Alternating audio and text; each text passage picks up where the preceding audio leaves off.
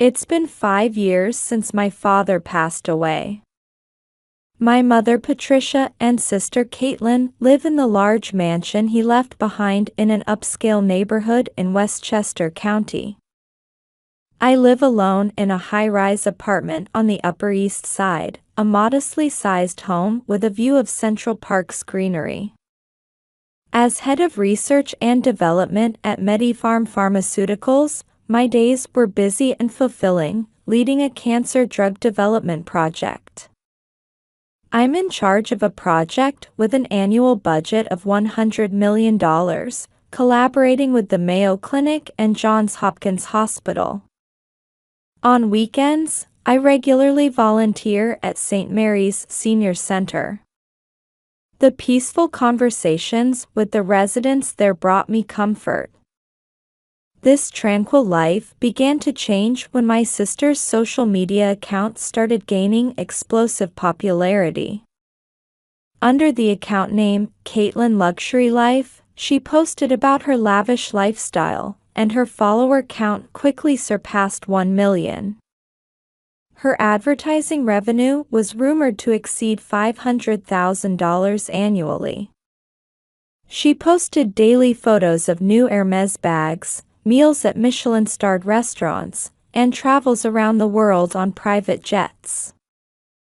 With her flashy blonde hair, perfect makeup, and designer clothing, my sister's posts became the envy of young women everywhere. Mother leveraged my sister's popularity to further strengthen her influence in New York society. With an annual income of over $1 million from our late father's estate, she established her social standing through charitable work and served as a board member of the New York Charity Association. Then the harassment against me began. Social media attacks, rumors spread to damage my reputation. Comments like, "How can someone from such a wealthy family live such a plain life?" and "The sister is a family embarrassment," started appearing on my sister's social media account. However, I chose to endure it silently, maintaining my belief in making my own way through merit. One day, my sister announced her engagement to investor James Harrison. The post received over 1 million likes.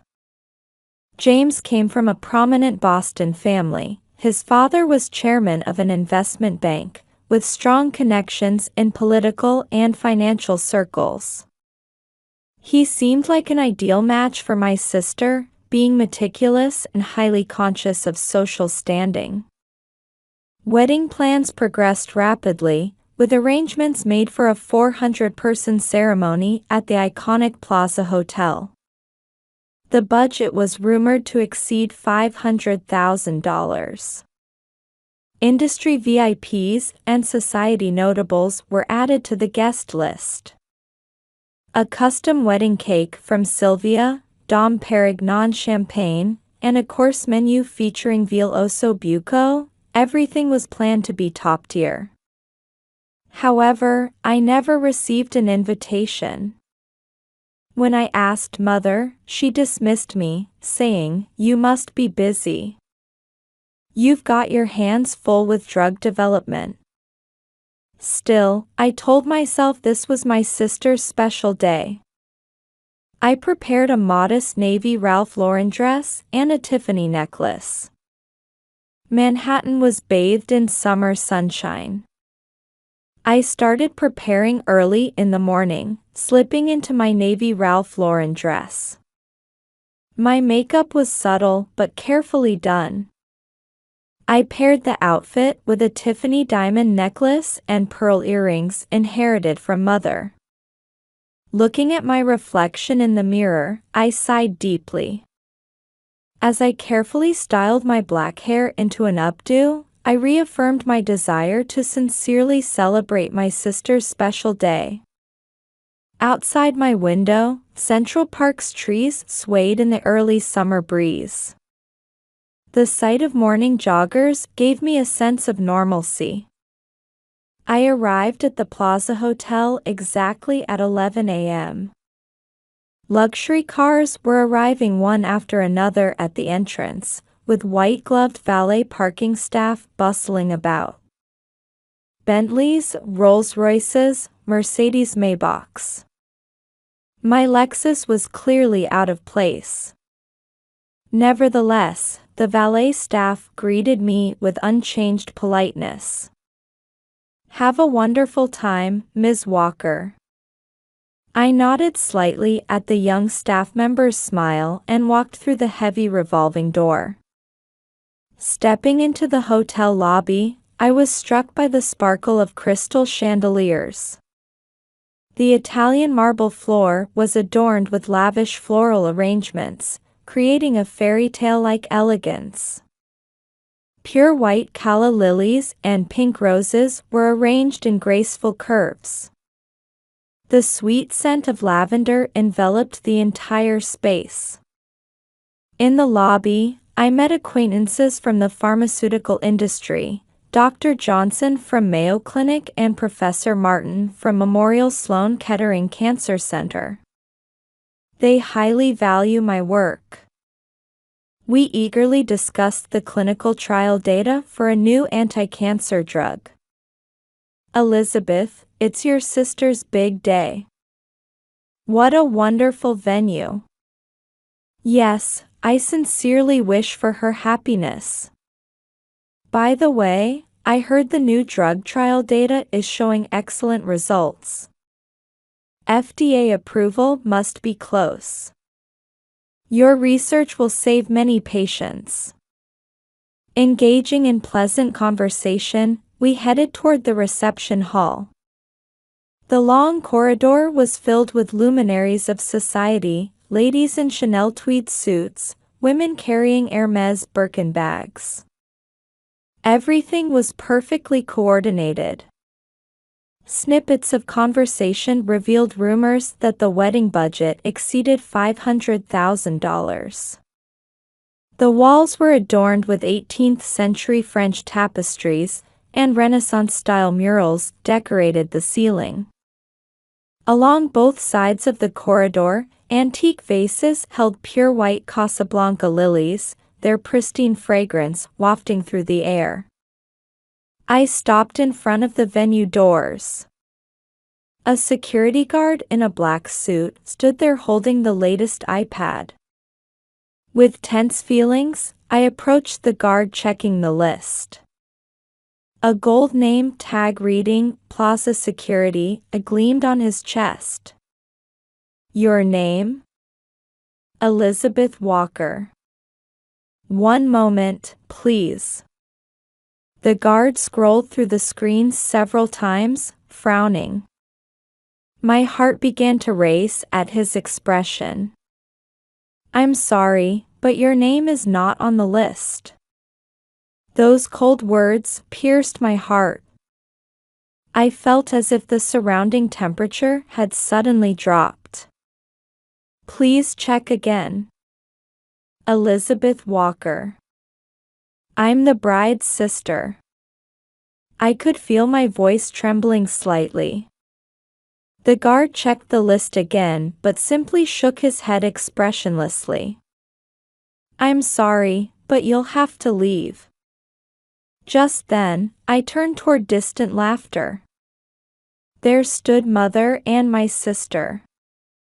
Mother wore a pure white Chanel suit with a Cartier necklace gleaming at her throat.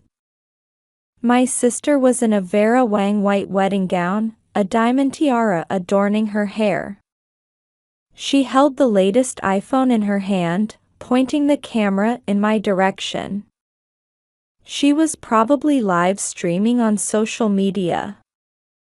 Comments flooded the screen, with heart emojis floating up. Messages like "best drama ever" and "serves big sis right" danced across the screen. Mother and my sister wore triumphant smiles. Surrounding guests watched me with confused expressions. Some looked away apologetically.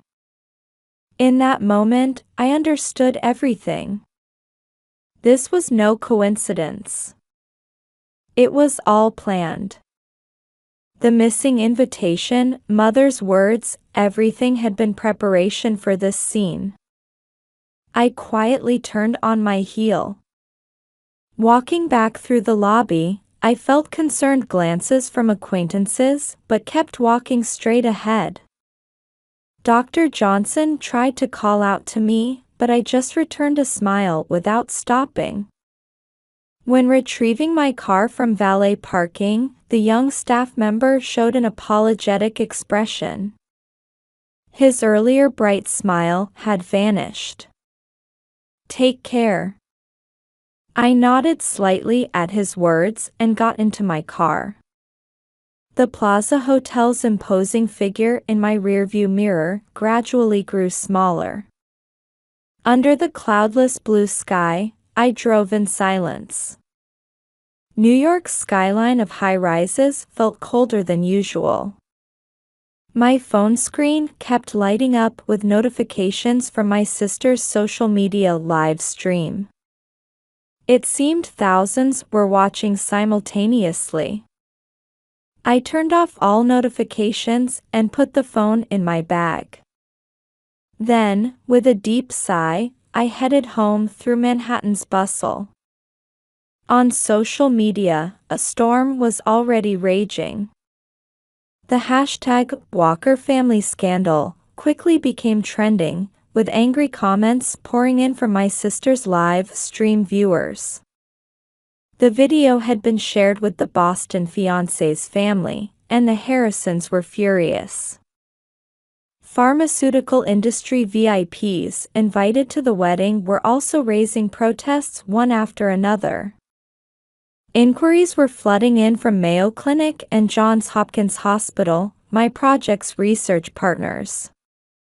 In the Plaza Hotel's grand ballroom, more than half the guests had begun leaving early. The sharp sound of luxury heels on marble floors created a dissonant echo in the silent venue. My cell phone was receiving concerned messages from industry contacts. However, I kept it powered off. I quietly drank tea in my Manhattan home, gazing at Central Park's greenery outside my window. Then, as expected, the news arrived. The fiancé, James Harrison, announced the cancellation of the ceremony. "I cannot marry into such a family. I am terminating the engagement." The moment James's calm voice echoed through the venue, my sister let out a hysterical scream. Mother fainted, her pearl necklace scattering across the marble floor. The venue fell into chaos as media rushed in. By evening, my apartment's intercom rang. The monitor showed the tear-stained faces of mother and my sister. The Chanel suit was wrinkled, and the wedding dress hem was stained with mud. "Elizabeth, help us." Mother's voice trembled. The security camera showed them prostrating themselves at my front door. Their figures, wrapped in luxury brands, now evoked only pity. "Please, open up. We'll explain everything. We'll apologize." "So?" My sister's voice was strained. While the social media stream had stopped, I could see masses of critical comments still flowing on her smartphone screen. Her follower count was dropping dramatically, and it appeared she was receiving contract termination notices from advertising sponsors. I quietly sat on the sofa and took a sip of tea. Outside the window, the sun was setting, painting Manhattan's skyscrapers orange. The intercom kept ringing. "Open up. Please. Our reputation can't take any more." The screams gradually became more desperate. The social media backlash showed no signs of stopping, rather, it was accelerating. Major Western media outlets were picking up the story one after another. I stood up and walked to the window. In Central Park, the usual evening scene unfolded, people enjoying jogs, families walking dogs, students reading on benches. The ordinary sight made the current situation feel even more surreal. The crying and screaming continued at my door. Residents of the luxury condominium were eyeing mother and my sister suspiciously. Security guards approached, asking them to leave. "We can't leave this situation as is." My cell phone started ringing again. The display flashed "Mother." Next to it were notifications of over 100 unread messages. Media interview requests were also pouring in. Then an unexpected turn of events occurred. The Plaza Hotel's security camera footage leaked. The footage of me being denied entry, mother and my sister laughing while filming, it spread instantly, triggering a new wave of outrage. The mass exodus of followers from my sister's social media account wouldn't stop. Her follower count, which had exceeded 1 million, plummeted to below 100,000 in 24 hours. But that wasn't all. Critical comments began flooding her past posts. Were all your past posts lies? Were the luxury brand advertisements actually borrowed items? Contract termination notices from advertising sponsors came like an avalanche. Her annual income of over $500,000 was about to become zero overnight. The Harrison family in Boston filed a massive damages claim. In addition to the $500,000 wedding costs, they demanded another $1 million for damage to the family's social credibility. The Harrison family, a prominent Boston dynasty, holds strong influence in political and financial circles. Their anger was beyond imagination. "The price for damaging our family's honor will not be small." The investment bank chairman's words, James's father's statement, were reported by major U.S. media. The Wall Street Journal covered the scandal on its front page. The impact on mother was also devastating. Her exclusion from New York society began immediately. She received an expulsion notice from the New York Charity Association and other charitable organizations she had been involved with successively demanded to sever ties. "I never want to hear the name Patricia Walker again." The words of society's leaders were cold and final. The annual income of over $1 million from father's estate was certain to diminish significantly after the bank managing the asset investments terminated their contract. Then a chain of exposures began.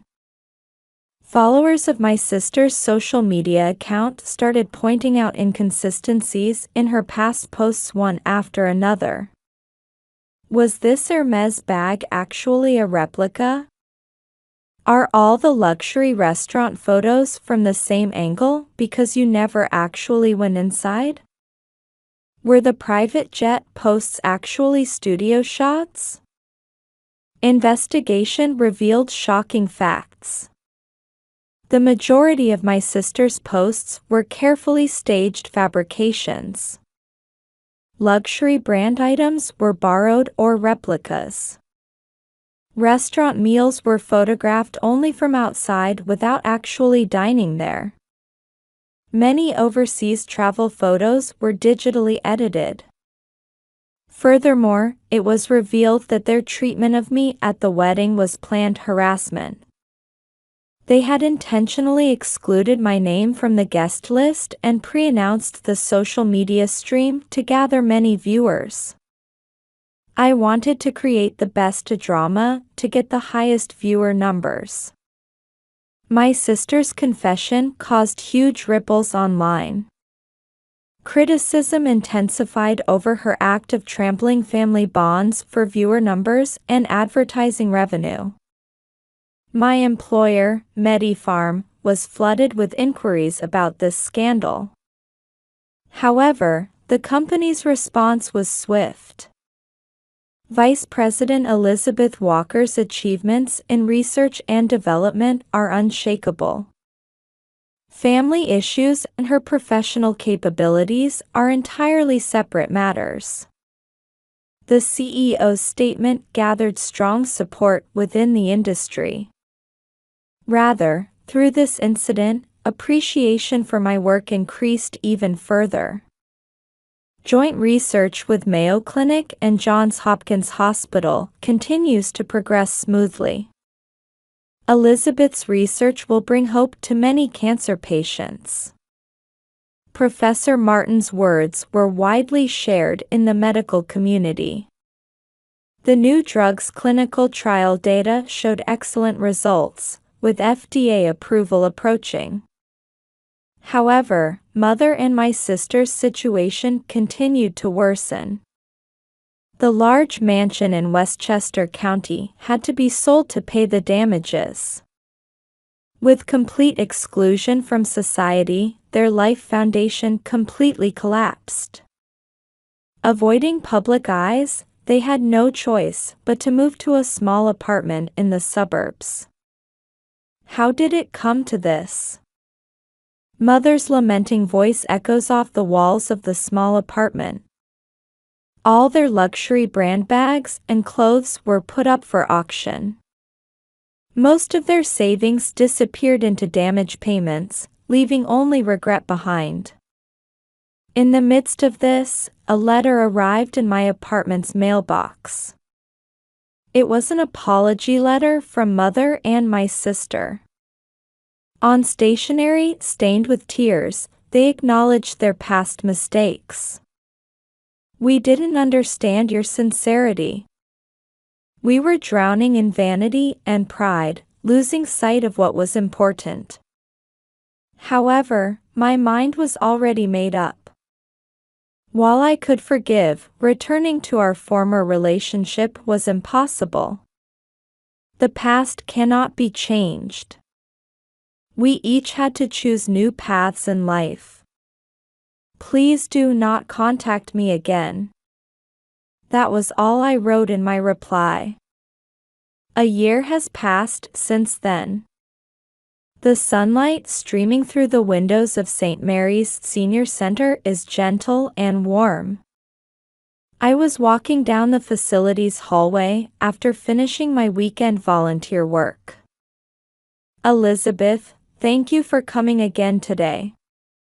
An elderly woman in her 80s smiles from her wheelchair. Conversations with her always warm my heart. Over this year, my volunteer activities have expanded significantly. I now serve as a director of an NPO supporting the elderly, increasing my opportunities for social contribution. At MediPharm, my promotion from development director to vice president was decided. The drug development exceeded expectations in its success, receiving FDA approval. We were able to bring new hope to many cancer patients. Vice President Walker's leadership is outstanding. Her integrity was the key to success. My reputation in the industry has become unshakable, with research results being published successively in medical journals. Manhattan's cityscape remains as vibrant as ever.